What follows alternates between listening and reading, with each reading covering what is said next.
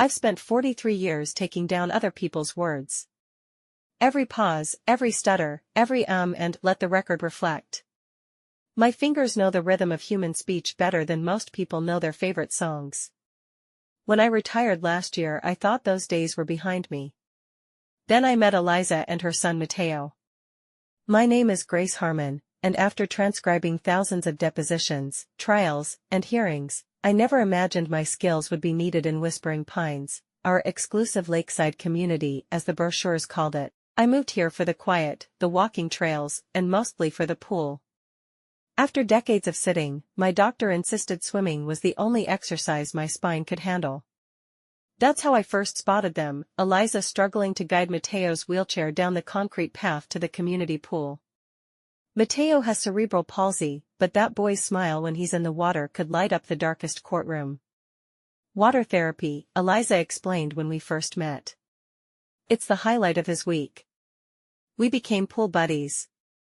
3 times weekly, 10 a.m. sharp, I'd bring lemonade, she'd bring those delicious empanadas her mother taught her to make. Mateo would splash around, more mobile in water than he ever could be on land. For the first time since my husband died, I had something to look forward to. Then came the notice.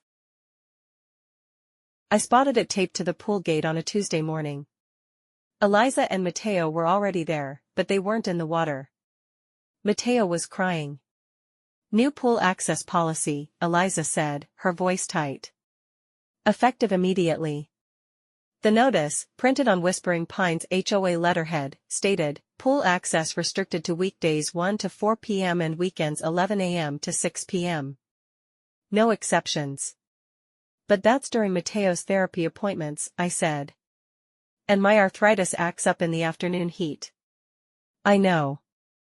Eliza wiped Mateo's tears. I explained this to Douglas Whitfield when I called. He said rules are rules, Douglas Whitfield. Our esteemed HOA president. Former middle manager who'd found his true calling, lording over 127 identical homes with the power vested in him by our homeowners association. There must be some mistake, I said. They can't just change the rules overnight. According to Douglas, they voted on it last month. That's impossible. I read all the meeting minutes. There was nothing about pool hours. Eliza shrugged, defeated in a way I recognized from my years in courtrooms, the slumped shoulders of someone who believed the system was stacked against them. I'll look into it, I promised. The HOA office was a converted condo unit near the neighborhood entrance. Inside, Brenda, the part-time secretary, was filing her nails. I'd like to see the minutes from last month's meeting, I said. They're posted on the website, she replied without looking up. I've checked. There's nothing about changing pool hours. That got her attention. Well, I'm sure it was discussed. Douglas is very thorough. I'd still like to see the official record. You'll have to file a formal request. Douglas likes to approve all records accessed personally. Of course he did. Fine, I said, taking the form she slid across the desk. While I'm here, could you tell me when the next board meeting is? Thursday at 7. But the agenda is already set.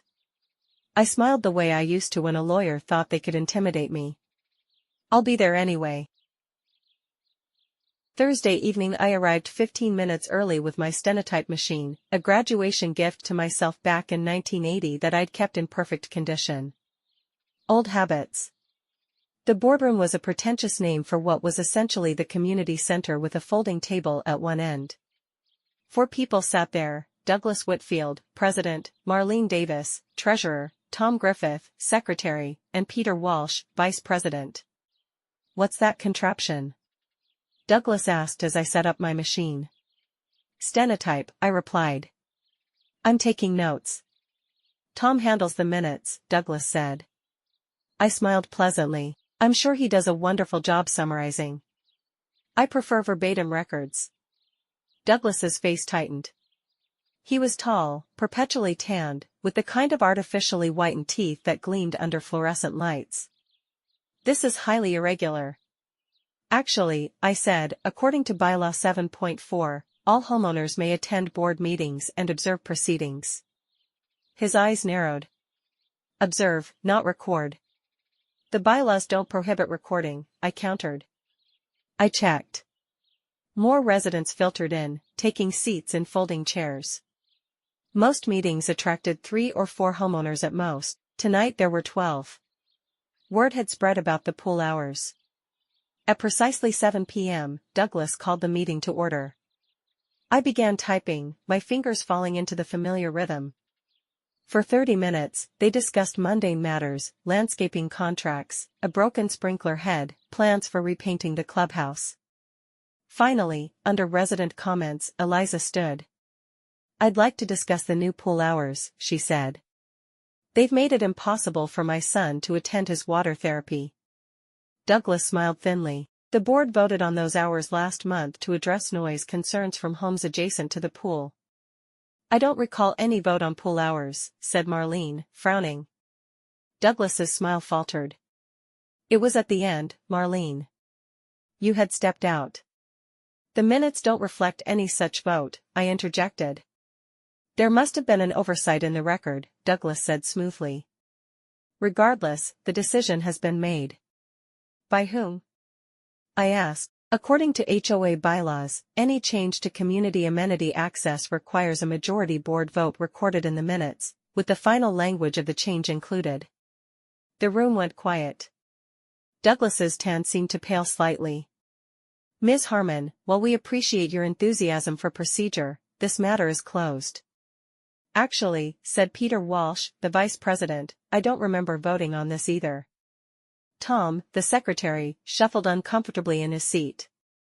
Perhaps, I suggested, we could see the draft minutes from last month before they were published?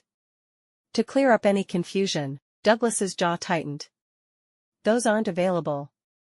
Now, if there's no other business. Point of order, I interrupted. Bylaw 5.2 states that draft minutes must be preserved until approved at the subsequent meeting. Douglas glared at me.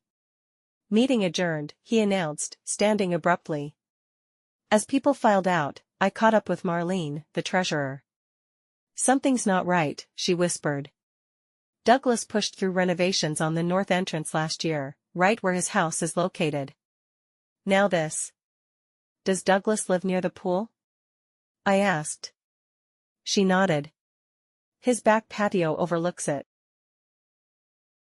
The next morning, I called 5 former colleagues from my stenography days. By afternoon, I had what I needed. Douglas Whitfield had filed 3 noise complaints with the city about the community pool over the past month. That evening, I knocked on Eliza's door. I think I know what happened, I said, accepting a cup of tea. Douglas changed the hours because he doesn't like the noise. The pool is right behind his house. But why target the morning hours? There are more people in the afternoons. Because he works afternoons at the insurance office. He's home mornings. Mateo wheeled himself into the living room. Did you fix it, Ms. Grace? Can I swim again? My heart broke a little. Not yet, buddy. But I'm working on it. Eliza walked me to the door. What can we do? Douglas runs this place like his personal kingdom. Every kingdom has laws, I said. Even his. Over the next week, I dug through every bylaw, rule, and regulation governing our HOA. I requested records of every meeting for the past 2 years. I built a timeline of decisions, particularly those benefiting properties on Douglas's Street. Meanwhile, I kept attending Eliza's appointments with Mateo, driving them to the physical therapy center that had agreed to accommodate their schedule change. The therapist there confirmed what we feared: Mateo was regressing without his regular water therapy. The resistance of water provides unique benefits, she explained. It's very difficult to replicate these exercises on land. On my way home, I drove past the pool. It sat empty in the morning sun while Douglas's BMW remained parked in his driveway. The injustice of it burned in my chest. At the next board meeting, I arrived with my stenotype and a folder of documents. 15 homeowners came this time. When Douglas tried to rush through old business without mentioning the pool hours, I raised my hand. Yes, Ms. Harmon? His voice dripped with irritation. "I'd like to address the board regarding improper procedure in amending community rules." "We've already addressed this matter." "No, Mr. Whitfield, you dismissed this matter. According to bylaw 11.3, procedural complaints must be heard and recorded." Douglas sighed dramatically. "You have 2 minutes. I placed a document on the table. This is a certified copy of last month's meeting minutes obtained from your secretary's files through a formal records request. There is no mention of a vote on pool hours." Tom shifted uncomfortably. "Furthermore," I continued, "I have copies of 3 noise complaints filed by Mr. Whitfield specifically mentioning morning disturbances from the pool area." Murmurs rippled through the room. "Most concerning," I said, placing another document down, "is this copy of the pool rules from the website, dated the day after our last conversation, showing the hours changed without board approval." Douglas's face had turned an alarming shade of red. "You've made your point. We'll review the matter." "One last thing," I said, pulling out my stenotype transcript. "At the last meeting, you claimed the board had voted on these changes. That would constitute fraudulent misrepresentation of board actions, which under bylaw 12.7 is grounds for removal." The room erupted. Marlene and Peter exchanged glances. Tom stared at his hands. "This is absurd," Douglas spluttered. "Tom, tell them about the vote." All eyes turned to Tom, who looked like he wanted to disappear. I don't recall recording such a vote." "Because it never happened," I said. "Mr. Whitfield changed the rules unilaterally to solve his personal noise complaint, disregarding the needs of other homeowners." Douglas stood. "This meeting is adjourned." "Actually," Peter said, finding his voice, "I move that we vote now to restore the original pool hours, effective immediately." "Second," said Marlene firmly. Douglas looked betrayed. "This is not on the agenda.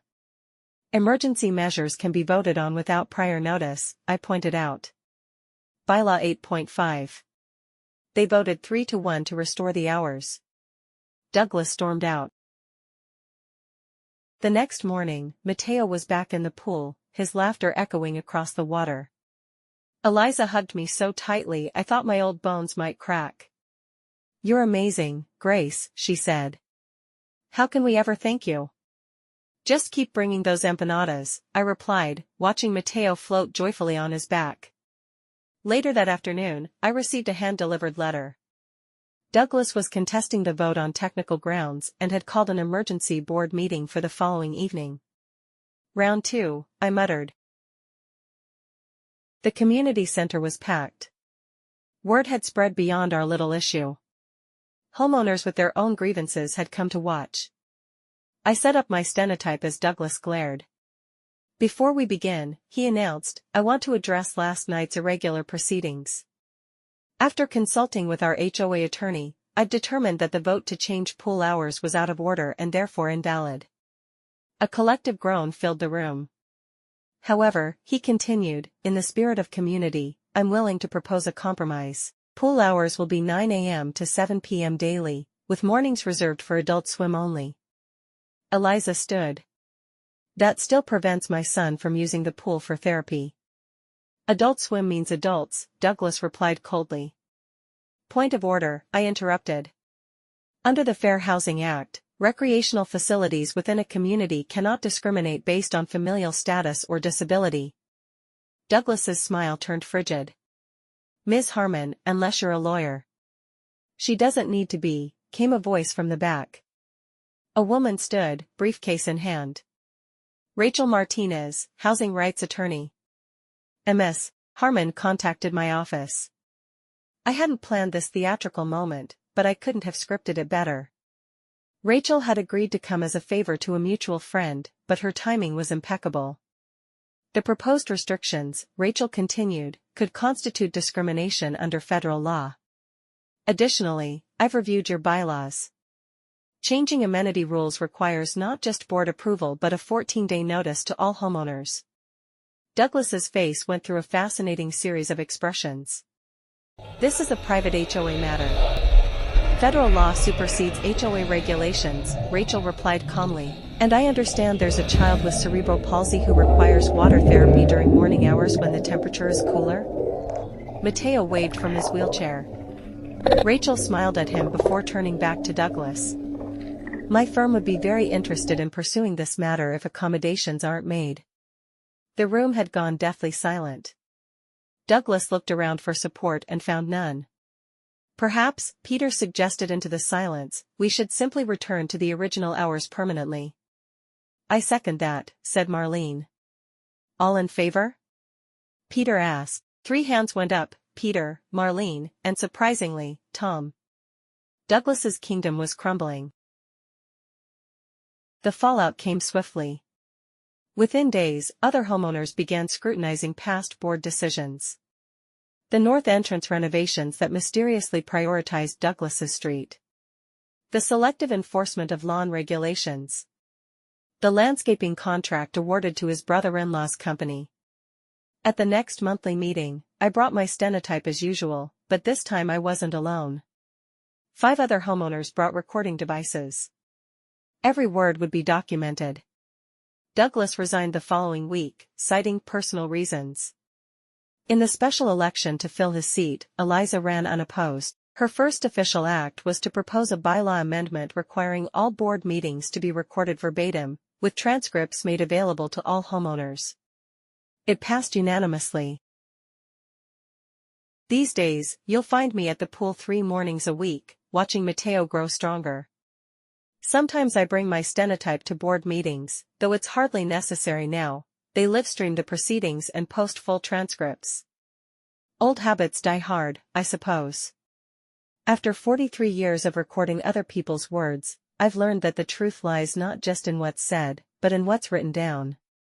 Sometimes justice is found in the minutes.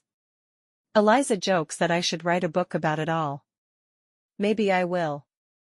I've got plenty of notes. For now, though, I'm content to swim my laps, enjoy my retirement, and know that in our little corner of the world, the record is finally straight.